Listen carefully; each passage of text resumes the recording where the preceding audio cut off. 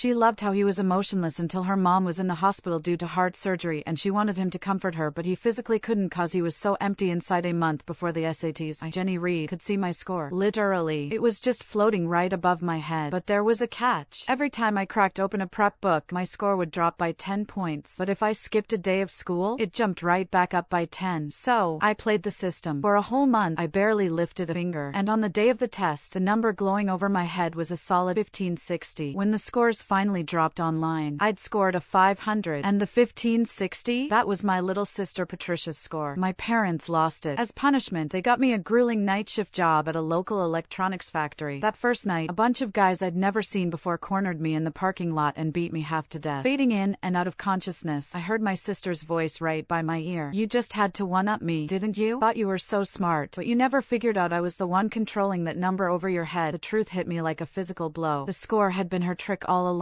I opened my eyes, and I was back. 1 month before the SATs. The number above my head read exactly 1300. Hey, my sister said, all fake sweetness. Want to study together tonight? We can go over the practice tests. I looked at the stack of papers in my own hands. Without a word, I pulled out my lighter and set them on fire right there in the driveway. Exams are coming, I said, watching the flames. I'm not studying. My score ticked up to 1310. My sister's face was this perfect mask of disappointment, but the second I turned away, I caught the sly smile she couldn't quite hide. She had no idea the real performance, the one I'd been rehearsing just for her, was finally about to begin. After blowing off my sister, I headed to my room to crash. But she wasn't done. She cornered me again, this time trying to drag me to a teacher for extra tutoring. It's not too late to cram, she insisted. I shook her hand off my arm. Last-minute cramming is pointless. You go if you're so worried. I've got shows to watch. Jenny, you're naturally smart, but you still shouldn't get careless. The words were a perfect echo from my last life. She was testing me, watching my face for any sign that I still trusted the cursed number floating over my head. I met her gaze dead on and smiled. Even if I never crack another book, I'll still beat you. She put on a disappointed face, but I saw the triumphant smirk she couldn't quite hide. As she walked away, radiating that smug, misplaced confidence, I almost laughed out loud. Oh, little sister, this time, the one being careless is you, I thought happily. Back in my room, the score had already ticked up to 1320, but the second I unzipped my backpack, the numbers started to fall. By the time I'd reviewed my teacher's notes, it had plummeted to 1280. I tapped my phone, pulling up the feed from the pinhole camera I'd hidden in her room. She was freaking out. Why is it dropping so fast? I knew she was lying. She said she wasn't studying, but she's obviously grinding right now. Why doesn't she believe the score? A cold, unfamiliar voice answered her. Why are you panicking? Once it drops below 1000, it'll detonate right on top of her. Studying is basically a death wish. My blood ran cold, but my sister looked thrilled. If she gets blown up, she deserves it. Who told her to start studying and mess with my head? Staring at the falling number, my mind raced. I had to find a way to fool this thing, and fast. I spent the next hour trying everything. No matter what I did, the moment I engaged with any study material, the score kept dropping. When it hit 1000, it flashed a violent, warning red. Pure adrenaline shot through me. I slammed my books shut, grabbed my stuff, and booked it to an all-night bar downtown. I didn't breathe easy until I saw the number climb back to 1530 on the reflection in my phone. And right on cue, my sister noticed it too. On the surveillance feed, she looked unbearably smug. I knew that idiot would fall for it. She's probably out partying right now, thrilled that her score is going up from slacking off. She actually thinks she's going to score a 1530. That's my score. Watching her celebrate, I let out a cold laugh and killed the feed. She had no idea. I just cracked the code on how to cheat the score over my head. The real game was about to start. I let the chalk clatter onto the floor, stretching out on the plush sofa in the bar's private room. I looked over the walls I'd covered in formulas and equations. That's what I'd really been doing all night. And the score floating above my head hadn't detected a thing. A waiter knocked, telling me my time was up. So, I made the call. Hey, sis. They won't let me leave the bar. I need you to sell me some money. Now. A bar? Jenny, what are you thinking? Her voice was the perfect blend of shock and fake concern. I just needed to blow off steam before the SATs. Don't you dare tell mom and dad. Just send me $1,000. She switched to her nagging tone. Jenny, the test is coming soon. You should come home and study. Are you even listening to me? If this place calls mom and dad, they'll drag me home. I'm begging you. Just let me have this one night, she sighed, laying the guilt on thick. Fine, but you have to promise you'll study later. I hung up without another word. The notification popped up instantly. Patricia had sent $1,500, every last dollar of her own savings. And with her money, I funded a carefree month of secret prep. On the day of the exam, I finally dragged myself home, looking suitably wrecked with dark circles under my eyes. The number above my head glowed a confident 1550. Patricia met me at the door with a sugary smile, handing me my admission ticket. You made it back. At least you didn't miss your test. test, you selfish brat. The SATs are tomorrow and you've been out partying. My mom's voice was pure venom. A whole month gone. Why come back at all? I knew they favored her, but the words still cut deep. I let a bitter smile twist my lips. My dad's slap came out of nowhere, snapping my head to the side. You think this is funny? You worthless piece of... He grabbed my ear, twisting hard. Pain shot through my skull. When I tried to shove him away, he kicked my legs out from under me. I hit the floor, my ear screaming in agony. He wasn't stopping. I have my test today, I finally screamed. Are you trying to kill me? A whole month at some bar, probably sleeping around. Why even bother taking the test? You'll probably be knocked up in a month anyway. He kicked me toward my room. You're not going. I'm not letting you. My sister panicked. Dad, you know what Grandma said. She has to take it. At the mention of Grandma, my father reluctantly dragged me to my feet. Waste of time, he spat. Clutching my burning ear, I was shoved into the car and driven to the test center. After the grueling exam, my sister skipped out of the testing room, beaming. She rushed to our parents. I aced it. Can we please have a big party on score release day? Please? They looked at her like she'd hung the moon. If you're that confident, sweetie, of course we will. We'll even invite your grandmother. Let her see how amazing you are. Perfect. Maybe this time, Grandma will finally be proud of me right on cue. The score above my head vanished. Watching my sister bask in her misplaced glory, a slow smile touched my lips. Get ready to open your surprise, little sister. The day the SATs ended, my parents took my sister on a fancy graduation trip. They didn't even remember I existed. Honestly, it was a relief. With them gone, I could finally move in silence. I pulled out my phone and dialed a number I'd memorized. The line clicked open. Uncle, I said, not wasting a second. I solved the problem you gave me. The man on the other end practically exploded with excitement. Jenny, you've just saved the entire research institute. You have no idea what this breakthrough means. He came to pick me up himself, driving me straight to his lab. For the next month, we worked side by side, tearing through complex equations. He only let me go on the morning the scores were released, sending a car to drop me at the celebration banquet. I walked into the hotel ballroom and spotted my parents and sister immediately, fresh off their vacation, holding court in the center of a fawning crowd. Robert, your daughters are incredible. A partnership with the Reed Group is a golden opportunity, but let's be real. No one gave a damn about our SAT scores. They were here because Grandma had declared that whichever granddaughter got into the better university would inherit her entire stake in the Reed Group. Grandma was the majority shareholder. Today was the day the next CEO would be chosen, and every vulture in the room had come to see who to suck up to. I took a deep breath and walked straight to Grandma. She took my hand, her smile warm and knowing. Are you ready, Jenny? I nodded. I am, Grandma. I won't let you down. Sorry, due to copyright issues I am unable to continue updating the next chapter. If you like the book. If you like this book, search 558,654 on Novel Master to read this book.